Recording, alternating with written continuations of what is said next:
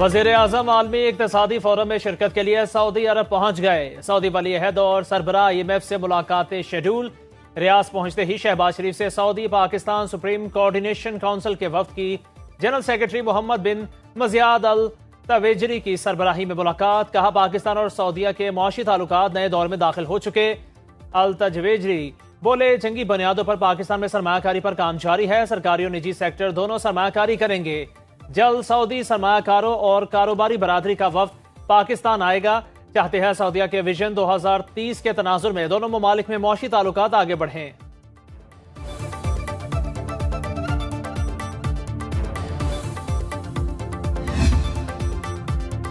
وزیر اعظم شہباز شریف کا رات گئے وفاقی وزراء اعلیٰ افسران کے ساتھ مشاورتی اجلاس۔ سرمایہ کاری کے حوالے سے پیش رفت پر متعلقہ وزارتوں سے بریفنگ دی۔ عالمی اقتصادی فورم میں پاکستانی موقف کو بھرپور طریقے سے اجاگر کرنے کے حوالے سے مشاورت۔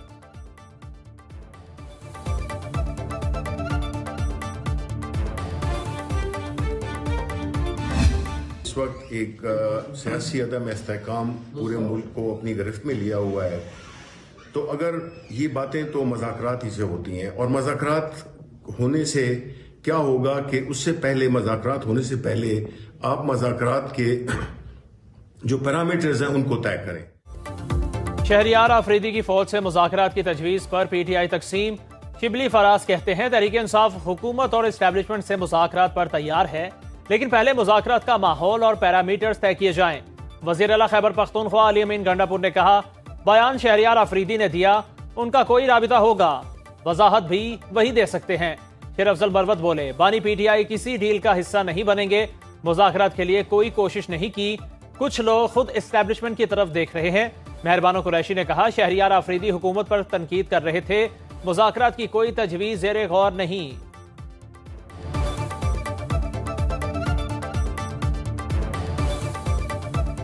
شہریار آفریدی صاحب کہنے کا مطلب کچھ اور تھا، وہ طنز کر رہے تھے حکومت پہ، کیونکہ حکومت کی طرف سے اس وقت مختلف لوگ اٹھ کے کہہ رہے ہیں کہ ہم آپ سے گفتگو کرنا چاہتے ہیں، تو وہ ان کو پیغام دے رہے تھے کہ آپ کیا گفتگو کرنا چاہتے ہیں جب آپ کے ہاتھ میں تو کوئی اختیار ہی نہیں ہے۔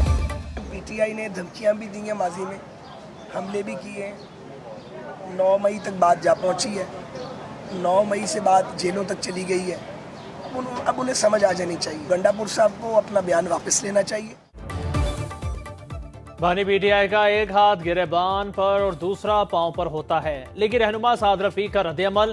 کہا PTI کا ایک لیڈر کہتا ہے ہم فوجی قیادت سے مذاکرات کریں گے، PTI کی بلی نہیں، بلا تھیلے سے باہر آ گیا۔ علی امین گنڈاپور کو غیر ذمہ دارانہ بیان واپس لینا چاہیے۔ حکومت کسی صوبے میں گورنر راج نہیں لگانا چاہتی، لیکن اسلام آباد پر قبضے کی باتیں ہوئی تو حالات خراب ہوں گے۔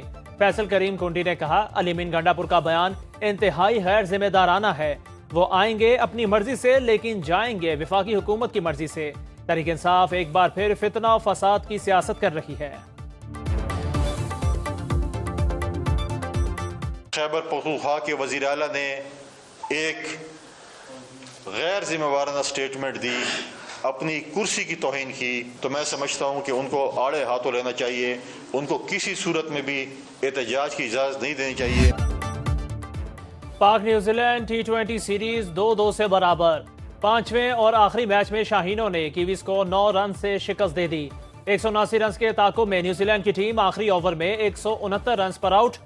شاہین آفریدی نے 4، اسامہ میر نے 2 کھلاڑیوں کو آؤٹ کیا۔ کپتان بابر اعظم 69، فخر زمان 39 رنز بنا کر نمایاں رہے۔ شاہین آفریدی میچ اور سیریز کے بہترین کھلاڑی قرار پائے۔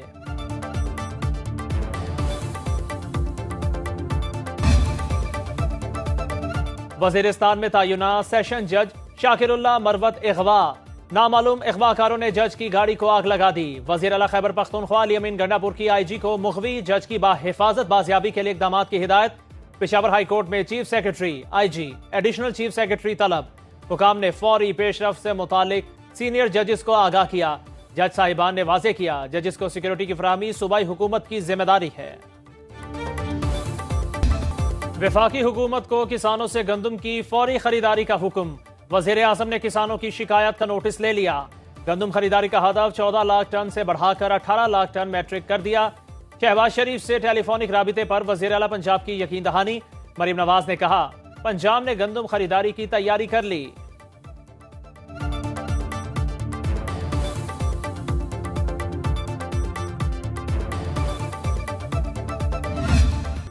کسانوں سے گندم کی خریداری کیسے ہو؟ پنجاب حکومت کی وزارتی کمیٹی کا اجلاس بے نتیجہ ختم۔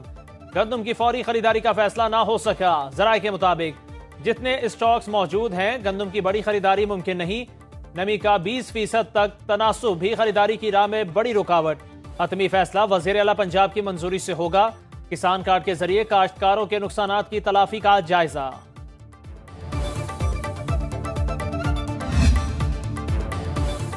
حکومت کی جانب سے گندم خریداری نہ کرنے پر کسانوں نے 29 اپریل کو پنجاب میں احتجاج کا الٹیمیٹم دے دیا۔ کاشتکار کہتے ہیں پنجاب حکومت نے قیمت 3900 روپے فی من مقرر کی، مافیا کا 2800 روپے سے زیادہ رقم دینے سے انکار۔ کسان لاچار، بارشوں نے بھی گندم کے کاشتکاروں کے لیے خطرے کی گھنٹی بجا دی۔ پنجاب میں بارشوں کے باعث گندم کی فصل بری طرح متاثر۔ خیبر پختونخوا میں بارشوں سے فصلیں تباہ، سبزیوں کے نرخ بڑھ گئے۔ پنجاب میں طوفانی بارشوں کا امکان، 29 اپریل تک مختلف اضلاع میں بارش اور ژالہ باری کے امکانات۔ اسلام آباد اور مری میں بوندا باندی، پشاور میں ٹھنڈی ہواؤں کے ساتھ بارش، موسم خوشگوار ہو گیا۔ محکمہ موسمیات کی خیبر پختونخوا کے بالائی علاقوں میں تیز بارش کی پیش گوئی۔ لکی مروت میں موسلادھار بارش کے بعد ندی نالوں میں طغیانی۔ وادی نیلم کے بالائی علاقوں میں برف باری، بجلی اور مواصلاتی نظام متاثر، شہریوں کو مشکلات۔ وادی لیپا میں وقفے سے بارش، لینڈ سلائیڈنگ کا خطرہ بڑھ گیا۔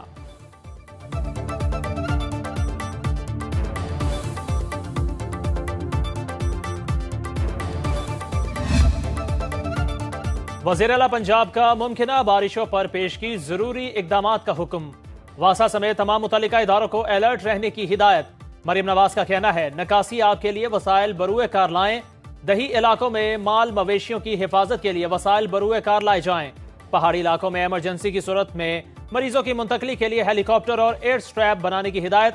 مریم نواز کا مری تحصیل ہیڈ کوارٹرز اور ساملی ہسپتال کا دورہ، او پی ڈی اور دیگر شعبوں کا جائزہ لیا۔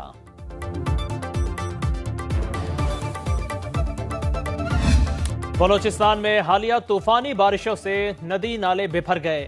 کوئٹہ کے نواحی علاقے ہنا اوڑک کے ندی نالوں سے گزرنے والا ریلا نواکلی اور کلی شالم سمیت ملحقہ علاقوں میں داخل۔ مکانات اور سڑکیں متاثر۔ مستونگ، نوشکی، پشین، زیارت، کلا عبداللہ، زوب اور چمن سمیت دیگر علاقوں میں بھی تباہی۔ فصلوں، باغات، رابطہ سڑکوں سمیت عمارتوں کو نقصان پہنچا۔ آر سی ڈی شاہراہ پر ٹریفک کی روانی متاثر۔ 24 گھنٹے کے دوران مختلف حادثات میں 3 افراد جاں بحق۔ پی ڈی ایم رپورٹ کے مطابق رواں ماہ مختلف حادثات میں اموات کی تعداد 21 ہو گئی۔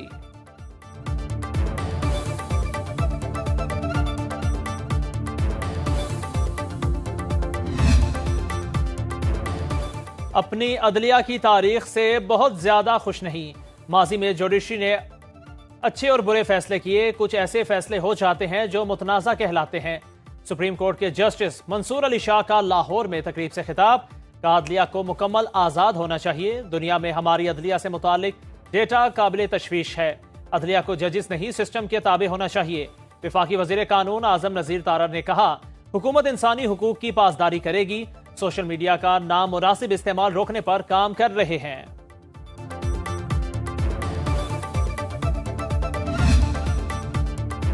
چھ ججز کے سپریم جوڈیشل کونسل کو خط لکھنے کے معاملے میں اہم پیش رفت۔ اسلام آباد ہائی کورٹ نے مقننہ تجاویز سپریم کورٹ کو بھجوا دیں۔ 7 روز میں مداخلت رپورٹ نہ کرنے والے جج کو مس کنڈکٹ کا مرتکب ٹھہرانے کی تجویز۔ سول جج، سیشن جج اور ہائی کورٹ کے انسپیکشن جج کو مداخلت سے آگاہ کرے۔ تجاویز میں کہا گیا انسپیکشن جج چیف جسٹس ہائی کورٹ کے نوٹس میں مداخلت کا معاملہ لائے۔